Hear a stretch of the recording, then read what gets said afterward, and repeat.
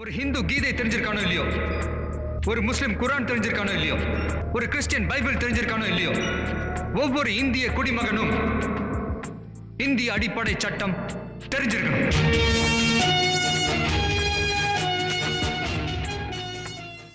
வணக்கம். சென்னை வழக்கு ரமேஷ் பேசுகிறேன். எதேச்சியாக நான் இன்டர்நெட்டில் சர்ச் பண்ணிட்டு இருக்கும்போது நுகர்வோர் நீதிமன்ற குறை தீர்ப்பு கன்சியூமர் கோர்ட் கேஸை திரட்டி இருக்கும்போது ஒரு ஜட்ஜ்மெண்ட் ஒன்று திருநெல்வேலி கன்சியூமர் கோர்ட்டில் கிடச்சிது. அதை பற்றி தான் பேச போகிறோம். பார்த்திங்கன்னா இது ஒரு சுவாரஸ்யமான தலைப்பு தான். இப்போ எல்லோரும் போய் இபி பில் கட்டுறோம். என்ன பண்ணுறோம்? நேராக போய் கரண்ட் ஆஃபீஸில் இபி ஆஃபீஸில் போய் நேராக பணம் கட்டுறோம்.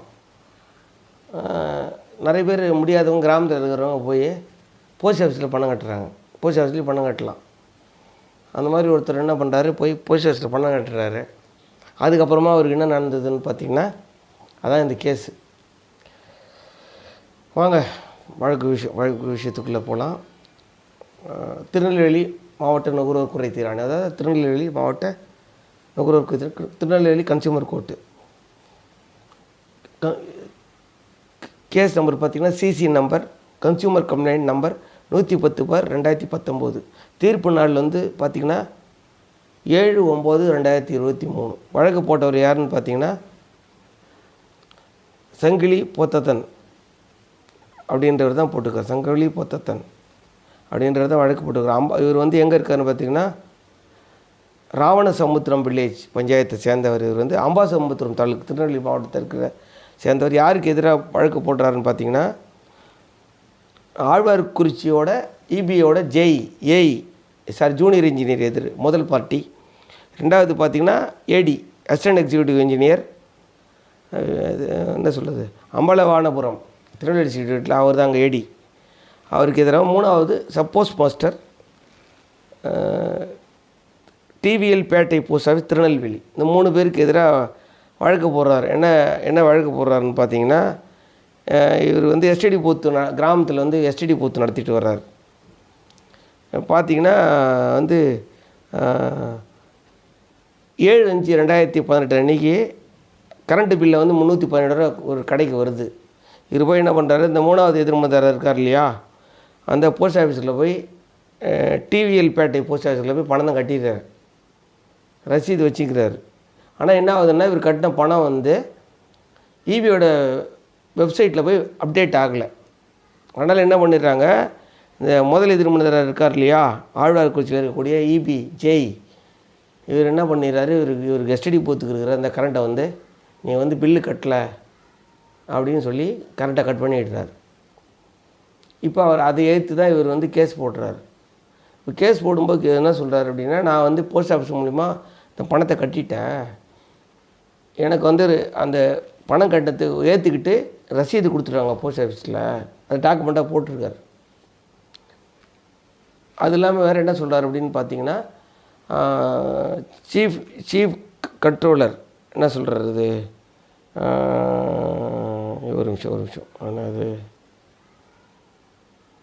இபியில் என்ன சொல்கிறாங்கன்னா ஹெட் ஆஃபீஸில் இருக்கிற சீஃப் ஆடிட் கண்ட்ரோலர் என்ன சொல்கிறார் அப்படின்னா, யாராவது போஸ்ட் ஆஃபீஸ் மூலிமா பணத்தை கட்டிட்டு அந்த ரசீதை வச்சு காமிச்சாங்கன்னா அந்த அந்த அந்த அந்த வெண் இணைப்பை துண்டிக்கக்கூடாது அப்படின்னு சொல்கிறாங்க. பணத்தை இவர் கட்டிடுறாரு.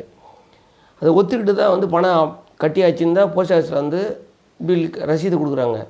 ஆனால் ஜெயிட்ட சொல்கிறாரு, நீங்கள் கட்டின பணம் எங்கள் மின்சார வாரியத்தோட கணக்குக்கு வரல அப்படின்னு கட் பண்ணிடுறாரு. இது சேவை குறைபாடுன்றதுக்காக இவர் வழக்கு போடுறாரு. எவ்வளோ கேட்குறாருன்னு பார்த்தீங்கன்னா 2,50,062 ரூபா கேட்குறாரு. இந்த வழக்கு செலவு மன உளைச்சல் இதுக்கெல்லாம் சேர்த்து கேட்குறாரு. கடைசியில் கோர்ட்டு என்ன முடிவுக்கு வருது அப்படின்னு பார்த்தீங்கன்னா என்ன சொல்கிறது அப்படின்னு பார்த்தீங்கன்னா அதை மட்டும் படிக்கிறேன், அந்த பேரை மட்டும் படிக்கிறேன் பாருங்கள். இந்த result the complaint is allowed the first opposite party the particular junior engineer on 9/5/2008 is personally liable to pay sum of ₹15,000 a consolidated compensation and to pay ₹2,000 as cost to the complainant. அதாவது junior engineer இருக்கார் இல்லையா EB Jai, அவர் இந்த இவருடைய கரண்ட்டை இவருடைய STD பூத்துக்கான போகிற அந்த மின் இணைப்பை துண்டிச்சதால் அவர் சொந்த பணத்தை 5,000 அவருக்கு நஷ்டீடாக கொடுக்கணும், 2,000 ரூபா வழக்கு செலவுக்காக கொடுக்கணும், மொத்தம் 17,000 கொடுக்கணும் ஆர்டர் போட்டுட்டு என்ன சொல்கிறாருன்னா அந்த ஏடி அப்புறம் வந்து போஸ்ட் மாஸ்டருக்கு எதிராக போட்ட அந்த வழக்கை மட்டும் ரத்து பண்ணிடுறாரு. அதுக்கிட்ட என்ன சொல்கிறார் அப்படின்னு பார்த்தீங்கன்னா, அந்த பணத்தை இந்த default to pay the amounts thereafter consider first official pay 9% per எண்ணம்.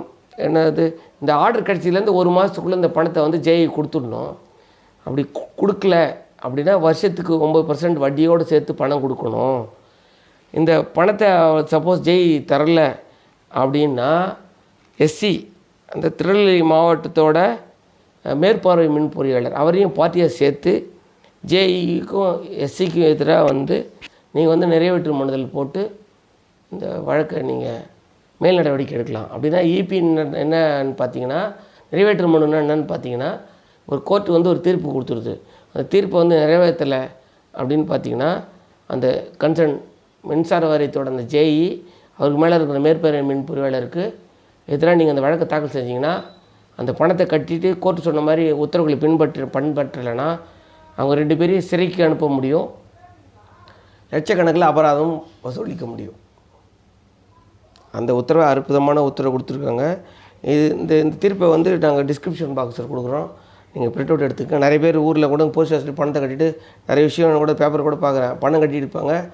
போய் பார்த்தீங்கன்னா இபி போர்டுக்கு போய் கணக்கு போய் பணம் போய் சேர்ந்துருக்காது. அதுக்கு நாம் பொறுப்பாக முடியாது. நம்ம பணத்தை கட்டிட்டு நம்மளுக்கு போஸ்ட் ஆஃபீஸ் ரசீது கொடுத்துட்டாங்க, இல்லை பேங்க்கில் கூட சில நேரத்தில் வாங்கிக்கிறாங்க. அப்போ அந்த மாதிரி விஷயங்களுக்கு வந்து இந்த தீர்ப்பு வந்து நுகர்வோர் தீர்ப்பு கொடுத்த இந்த தீர்ப்பு வரும். இதெல்லாம் என்ன தெரிஞ்சுக்கணும் அப்படின்னு பார்த்தீங்கன்னா, நீங்கள் பில்லு கட்டிடுறீங்க, மின்சார வாரியத்தோட கணக்கில் அதை போய் சேரலைன்னா அதுக்கு நம்ம பொறுப்பாக முடியாது. அதுக்காக வந்து மின்சார வாரியம் வந்து நம்ம மின் இணைப்பை துண்டிக்க முடியாது. அது மாதிரி துண்டித்தா நம்ம மின்சார வாரியத்திலேருந்து இழப்பீடு பெற முடியும் அப்படின்ற விஷயத்தை நம்ம இதில் தெரிஞ்சுக்கணும். இந்த விஷயத்தை தீர்ப்பு வந்து டிஸ்கிரிப்ஷன் பாக்ஸ் கொடுக்குறேன், எடுத்துங்க. இந்த விஷயம் உங்களுக்கு லைக் பண்ணி கமெண்ட் ஷேர் பண்ணி யூடியூப் சப்ஸ்கிரைப். நன்றி, வணக்கம்.